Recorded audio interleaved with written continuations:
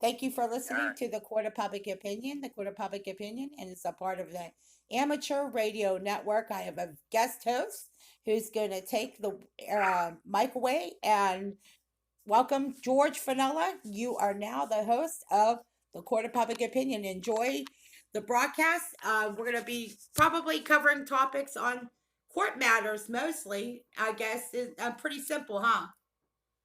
Well, thank you, Jennifer. I appreciate you handing me the football. And now all I've got to do is run it for a touchdown, right? That's right. You got it. All I'll be right. So listening. here, so here we go. You know, the time for talking is over. The time for crying is over. The time for not seeing our children is over. The time for being disrespected as men and fathers is over. And we need a call to action. Not only a call, but we need to roll up our sleeves, pin our ears back, and get busy. There's no reason we have to put up with a media that's bashing us every day. There's no reason we have to put up with a music industry that's putting out a steady litany of even country western songs that make men either look like idiots or slobbering slobs begging for a little attention and bashing us. There's no reason we have to put up with an educational system that's full of textbooks and brainwashed feminist teachers that are brainwashing our kids and destroying the motivation in our sons and our daughters. There's no reason we have to put up with a government loaded with crooked attorneys and politicians who just take money and could care less about what's happening to the families and the traditional values of this country. There's no reason we have to put up with a military that's been corrupted by all this feminist crap. All it does, it acts like it's more of a social entity rather than a fighting force. You know, it's like some kind of a social experiment. And you can go up and down the line with every element of American society and see, like, you talk about this virus infecting the country. Well, this feminist virus has infected everything.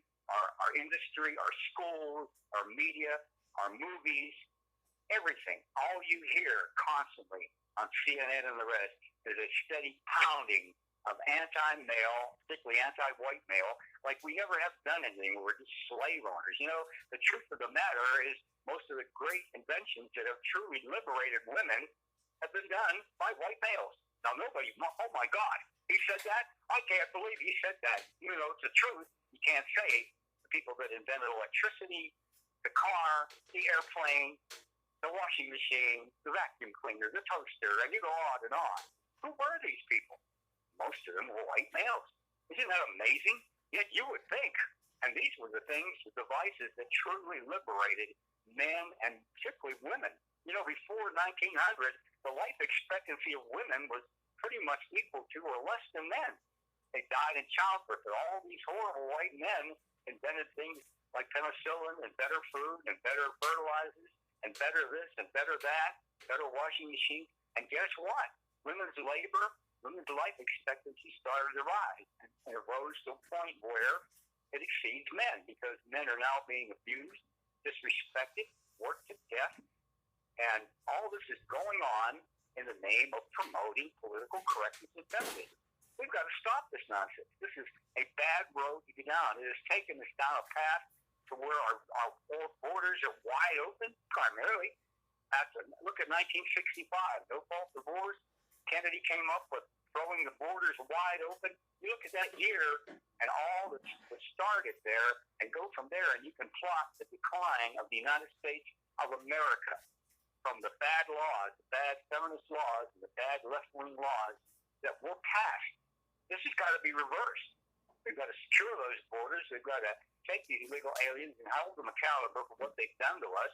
We've got to hold the politicians and the businessmen who have allowed this and have profited from this policy that's destroying our nation. We've got to get after the rising divorce rate and get rid of no-fault divorce. We've got to restore traditional values, a strong family led by a well-educated father, a good man, raising his children, seeing his children, influencing, teaching them, and being a role model for them. These kids don't need basketball players as role models. Their father should be their role model. They don't need some football player as a role model that they'll never know or they never see. They need their fathers to be role models. And this has got to be restored as it was in days of old when a farm kid was on the hip of his dad. And I saw this personally when I was growing up, working on a combine. And I'll tell you what, to that little boy, that little 5-year-old, his dad was his biggest hero. He didn't need to look in a television set all day to look for a hero or a role model. So we have a lot of work to do on a lot of areas. And it's time to get busy. We've got to get off our dead butts. We got to start filing lawsuits. We got to start boycotting. We got to start protesting. We're going to rip a page or two out of Saul Alinsky's book, Rules for Radicals, and use the same tactics in reverse.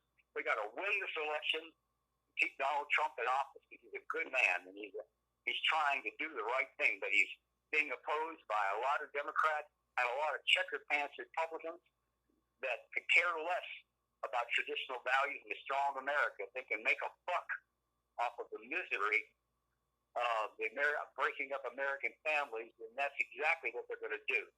This has got to stop. We've got to become warriors again. You know, there's a time when you become a philosopher. There's a time when you become a teacher. And there's a time, like our ancestors, you know, there was a time before the American Revolution, they had to put their plows and their axes away and pick up their muskets. You know, and I'm not advocating any kind of violence, but I'm saying that this country didn't come about just because a bunch of guys decided to write on a piece of paper the Declaration of Independence. When they put their name on that paper, they effectively signed their death warrant because King George went after their family. And if you read the Declaration of Independence, you will see what happened to the men. One guy had 13 kids. The first thing King George did was go after their family, send his soldiers to burn their farms. And he never saw his wife and his 13 kids again.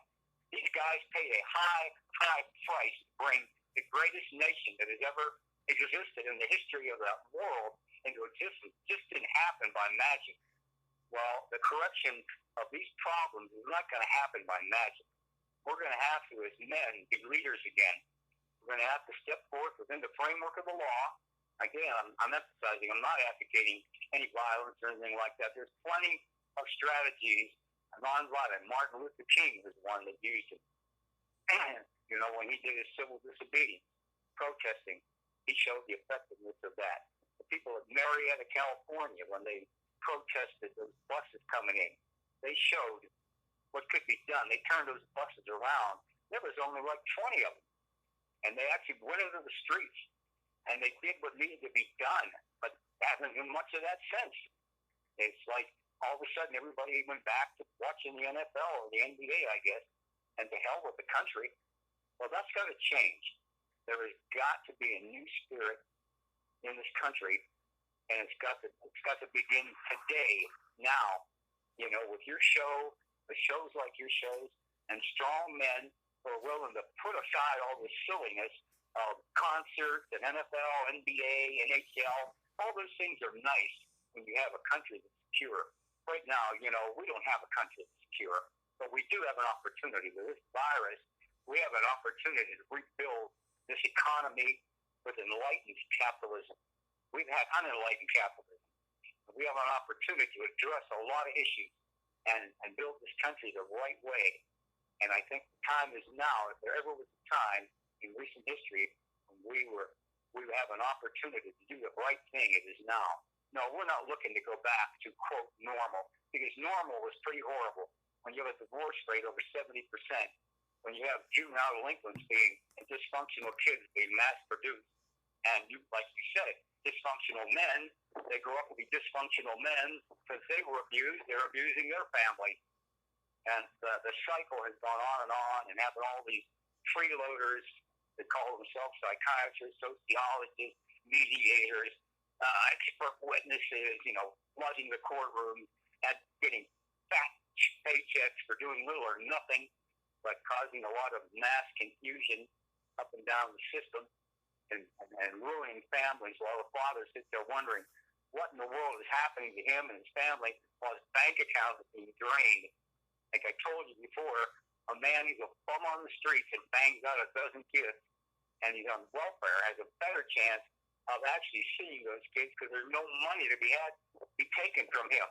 So the court doesn't give a darn But if you have any money, if you're worth anything, they're going to bleed you dry and sell your kids back to you a piece at a time and call it child support and visitation and all the other fancy baloney terms they've invented that mean nothing. What it amounts to is they have kidnapped your children and they're going to sell them back to you a little piece at a time. And you get this resentful kid that doesn't even want to be there because her life is being disrupted.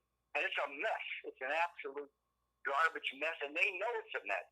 And as long as they're making money from this, they let the mess just roll on, much like the Farview operation. They knew it was a mess. You know what's interesting? You know what their defense in court was when they were exposed? Well, nobody ever protested against us doing this. Well, doesn't that tell it all? As long as nobody ever protests, nobody says a word, nobody does anything, you just carry on and keep ripping off the country for fun and profit. And that's the way it is in a system like ours, in a capitalist economy.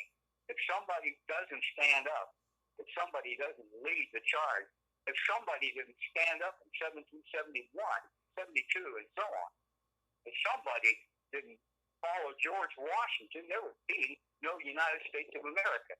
If John Sobieski didn't conduct that 20,000-man cavalry charge in the Battle of Vienna, there wouldn't even be a Europe or a United States or an Australia or an England. But somebody, you know the old story of the four brothers, nobody, anybody, somebody, and everybody, where everybody knew that somebody should do something, but nobody did. And eventually the job never got done because everybody knew that somebody should do it, and anybody could do it, but nobody did it. Well, we need to take a lesson from the parable of the four brothers, anybody, somebody, and so on, and get busy. We have work to do, and it doesn't involve, we don't have to heck with the NFL and all these crazy sports. We've got to boycott every one of them. Until we straighten this country out, we really don't have time to play patty cake with a bunch of spoiled, rotten, overpaid sport figures that do nothing but bounce a ball or chase a golf ball around. We've got work to do. We've got a lot of work to do. And it's about time, like our ancestors in the early 1770s, they had work to do, and they had to put away their farm implements and get busy to build a nation. And there was only 30% of the American people at that time that actually believed in the revolution. 1 minute. 30% of them sat on the sidelines, and 30% of them were for the British. So a minority of people, of motivated men, mainly, founded this country. Let's take a lesson from them and the signers of the Declaration of Independence, and let's get busy as men. Let's act like men again for a change. It's been far too long. Thank you. Yeah, thank you so much.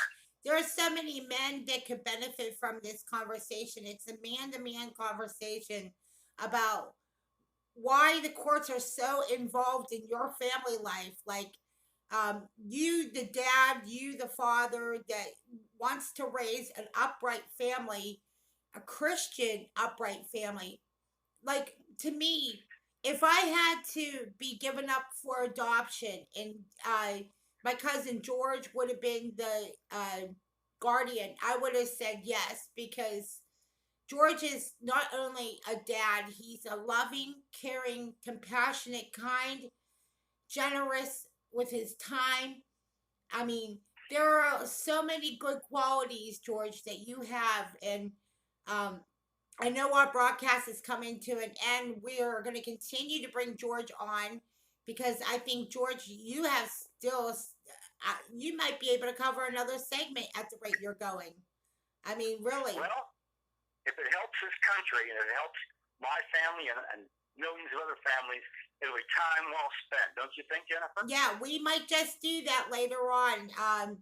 We schedule the broadcasts aren't regularly scheduled. We haven't had a rotation. We don't have a whole lot of people on our posts. So I'm going to wrap it up here, but you might be hearing more from George and I today later on. We're going to take a break. We'll be back after this. Thank you for listening to the broadcast.